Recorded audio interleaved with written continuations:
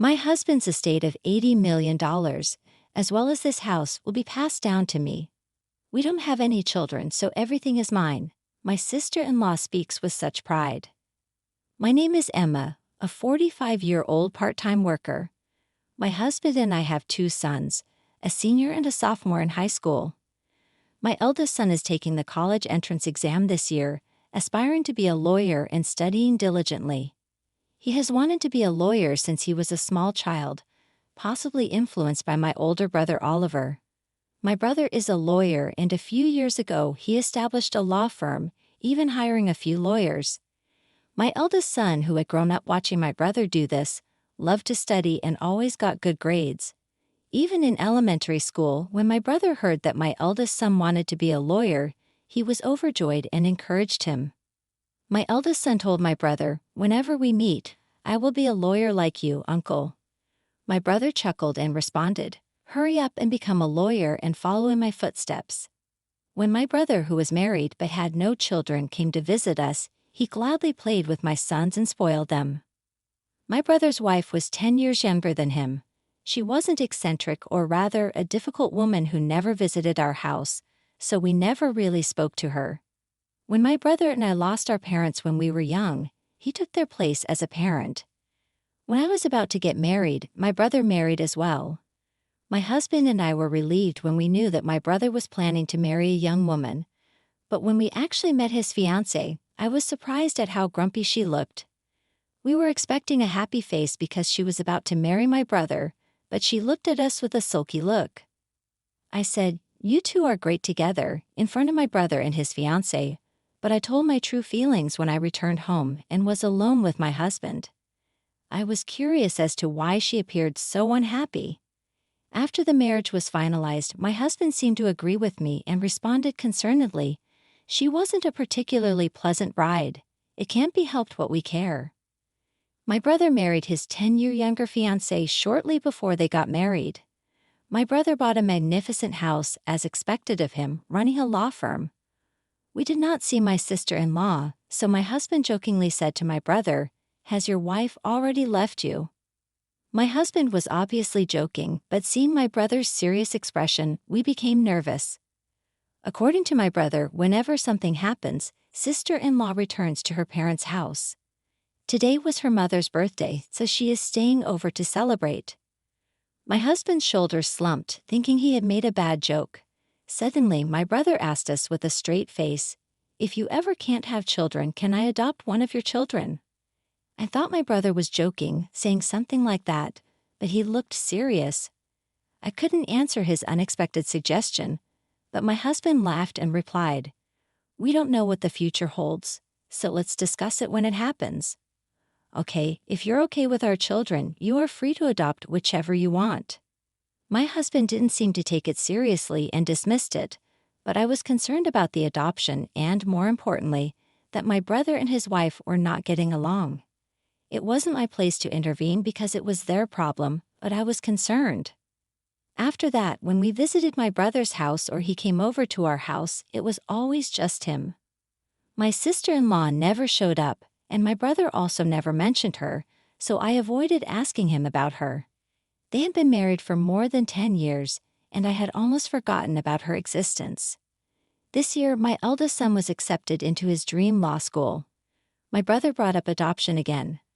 When he came to our house to celebrate, my brother repeated the question, "Would you allow me to adopt either of your kids?" My brother and his wife were unable to have children, and so he asked the question once more. They had just gotten married the last time we discussed it, so there was no sense of hurry. But this time my brother seemed serious nonetheless. My husband appeared to take it lightly and responded quickly, "Would you prefer to have our eldest son since he aspires to be a lawyer?" My husband said it so simply, but I was cautious because it is a major life-changing decision for our sons. Though they are going to be adopted, they would be with my brother, their uncle, so my sons would be fine. But I was worried about my sister-in-law. I was concerned that she would mistreat my sons who were not her biological children. So I asked my brother, "Is your wife in favor of adopting?" My brother replied with a sour smile, "Don't worry about her, we've already discussed it." I was relieved to hear that they had already discussed it, but I couldn't make up my mind right away. So I decided to discuss it with my two sons and then make a decision. They are already in high school, so I wanted them to make their own decisions. We didn't go any further that day, but a few days later, I got a call from my brother's lawyer's office. They said he had collapsed. I rushed to the hospital and found the staff from the law firm waiting for him with worried expressions. My brother had a stroke at work and was rendered unconscious. After I arrived, the law firm staff left, mentioning they couldn't reach my sister-in-law. I called the landline, but she didn't answer, and I didn't have her cell phone number. My husband and my second son later arrived, but we still couldn't reach my sister-in-law. My second son eventually discovered a smartphone among my brother's belongings. We unlocked it and began looking for her number. She answered angrily when I called using that phone, saying, "I told you not to call again. I will sue you." I began to speak while she was yelling in a terrible tone, "It's Emma, Oliver's sister." My brother passed out and was taken to the hospital. Then she started talking gently when she realized it was me on the phone. "I'm so sorry. I thought it was Oliver. You said he collapsed." I told her about my brother's condition and which hospital he was taken to, but she responded happily, "I can't go to the hospital right now because I have things to do. But please notify me as soon as you hear anything." She then hung up the phone. I wondered if she had more important things to do. Even her husband is sick. Now that we know my sister-in-law cannot be any help, we decided to take care of my brother. Since my oldest son had finished his university entrance exams and was relaxing at home most of the time, he visited my brother every day on my behalf. My brother never regained consciousness and remained in critical condition, but my sister-in-law never called nor visited the hospital. About a week after my brother was hospitalized, I called my sister-in-law again. She answered the phone quickly and gleefully. "What's the matter? Did he die?" I wanted to yell at her for being so rude, but I responded quietly, "He is still alive." "Why don't you visit the hospital?" She retorted as if she irritates me while I hold back my rage. "I'm not a doctor nor am I a spiritual healer. There's nothing I can do for his recovery." I became even more enraged by her demeanor, so I hung up the phone. I began to suspect that my brother wanted to adopt one of my sons because he had given up on having children with his wife. I think they weren't getting along. When my brother's marriage was finalized, I asked him how they met, and he said they met through a marriage counseling agency. Maybe my sister-in-law married him because he was a lawyer and she wanted to have a good life. This thought enraged me even more, but when I mentioned it to my husband, he said something even more cruel. If Oliver dies in this situation, his wife will inherit the entire estate since they don't have any children. So my brother came to celebrate my eldest son the other day and spoke to us about adoption. Maybe it was because he was thinking about his inheritance. I wish I could have decided at that time, but there was nothing I could do. After my brother left that day, I casually mentioned it to my two sons, and my second son told me that he would be happy to be adopted. Unlike my oldest son, my second son has no goals at the moment.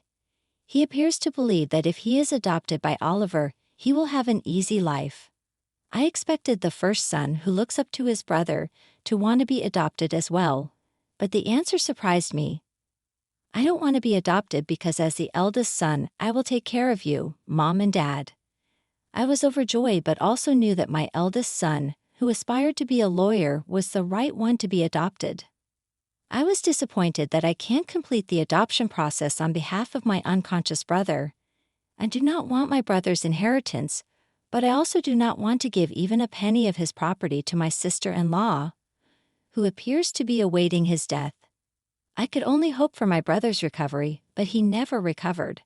My brother passed away a few days later, and I had no choice but to contact my sister-in-law. "My brother recently passed away. Can we do a funeral?"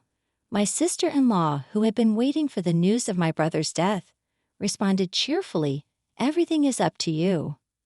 Please do not appoint me as a pallbearer. I don't want to deal with any formalities." When I was about to lose it, she quickly hung up the phone. After all, my husband and I planned the funeral. Staff from the law firm helped us in a variety of ways. My husband was also concerned about the firm's future, but my brother had taken care of that. Though my brother was the firm's representative lawyer, he delegated management to someone he trusted. So the law firm as a corporation will continue to operate without a problem. Many people came to my brother's funeral, and so many wreaths were brought that they couldn't fit in the hall. Then I realized how wonderful my brother was once again. My son also assisted at the funeral. But when my second son saw the presidents of major corporations, politicians, and others who had also attended, he was really frustrated. I knew I should have been adopted. I had no idea how amazing he was. My husband and I both felt we could kind of understand his sorrow. I was the pallbearer, but no one asked why my sister-in-law wasn't there, and no one mentioned it. I wondered if we were the only ones who knew my brother had married. My brother and his wife did not have a wedding. Instead, they only went on their honeymoon. So even the relatives may have missed it. If this was going to happen, I almost wish they had never married. No need for a wife who does not attend her husband's funeral. I regret not allowing him to adopt my second son sooner because I believe she would take all of my brother's estates with the help of the law firm staff. My brother's funeral was completed. I invited everyone to my brother's house for a meal and to thank them. My brother will be able to rest in peace because of all of you. We were all very sad. That's when my sister-in-law appeared, wearing a flashy pink coat. I addressed her as if she had planned to arrive just as the funeral wrapped up. After all this time, why did you come here? Was a big smile on her face. She speaks loud so that everyone could hear. My husband's estate of $80 million, as well as this house, will be passed down to me, his wife. We don't have any children, so everything is mine. For some reason, when she said it triumphantly, my brother's subordinates burst out laughing. One of the lawyers responded, "We know that you're officially divorced. We all knew the result of your divorce settlement the day before he collapsed." When I first heard this fact, I exclaimed, "What? You were divorced?" I looked over at my sister-in-law's face and saw her staring at them, who had just spilled the truth with the most terrifying expression ever. When she clenched her teeth, the other lawyer started talking. "I also heard that you were charged alimony in conjunction with your divorce because your affair caused a divorce. It is inevitable." My sister-in-law yelled, glaring at the lawyer who said it. "I'm not required to pay alimony, am I? I no longer have anyone to pay," she spoke mockingly. But there was no way she could compete with a legal expert, and she was quickly retorted, "The right to alimony will also be inherited, so you will have to pay it to Emma. She's the inheritor." Then I realized for the first time that I was my brother's sole inheritor. If their divorce was finalized and our parents are gone, so I'm all that's left. She seemed to realize this too and looked at me with a horrified expression, causing me to step back. But she seemed unconvinced and began yelling once more, "Don't I get half of the estate now that the divorce is settled?" A dismayed-looking lawyer responds, "Didn't Oliver give you money when the divorce was finalized? I have a receipt certificate. He also purchased a house before the marriage." So it is not the subjective property division. I enjoyed watching her being lectured by the lawyers. Regardless of what she said, she seemed to recall something and chatted while laughing a little. "There is a life insurance. I should still be the beneficiary." She impressed me with her attitude in a situation where everyone around appeared to be her enemy. She said she changed the beneficiary of Oliver's life insurance to herself. However, the lawyer was also quick to deny about the life insurance. Oliver is a firm man, so I think he changed it when the divorce was finalized. I searched my brother's valuables and discovered the life insurance policy, but my sister-in-law saw this. She took the life insurance policy from me and looked impatiently at the beneficiary, but dropped her shoulders in disappointment when she returned the certificate to me. I noticed that the beneficiary was me. My sister-in-law, realizing she was getting nowhere, yelled out her true feelings without thinking. "I married a lawyer because I thought he is wealthy, but I've only got a little money. In addition, I have to pay alimony. This is a huge mistake." The lawyer replied to her. Oliver said the same thing. He said he shouldn't have come for the advice of a marriage counselor. He bemoaned the fact that he had made a huge mistake. My brother had never said anything like that to me, but he had always been truthful with his coworkers and subordinates. Unable to reverse anything, my sister-in-law rolled her back and left my brother's house. Later on, she will have to pay the alimony in installments, but she didn't have a job. She began looking for a job quickly, but she has never worked seriously before and quit immediately. She re-registered to the marriage counseling agency and looked for a wealthy man in order to make quick money.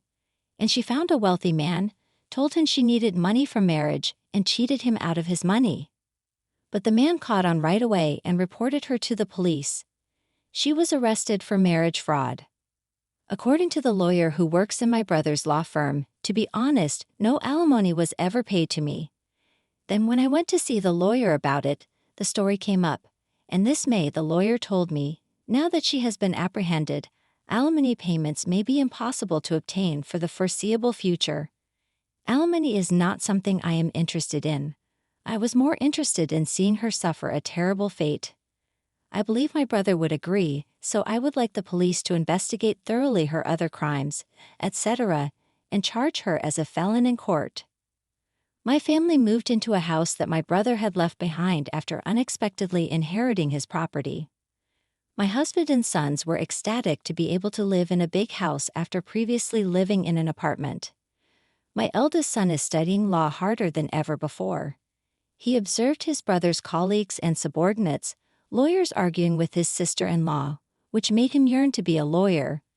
Though he was never adopted by my brother, I hope he will carry on my brother's legacy and become a great lawyer like him. Only my second son is upset and disappointed that I inherited my brother's entire estate. He claims to be honest. I wish I was adopted by uncle so I could have inherited everything. The second son smiled half-jokingly.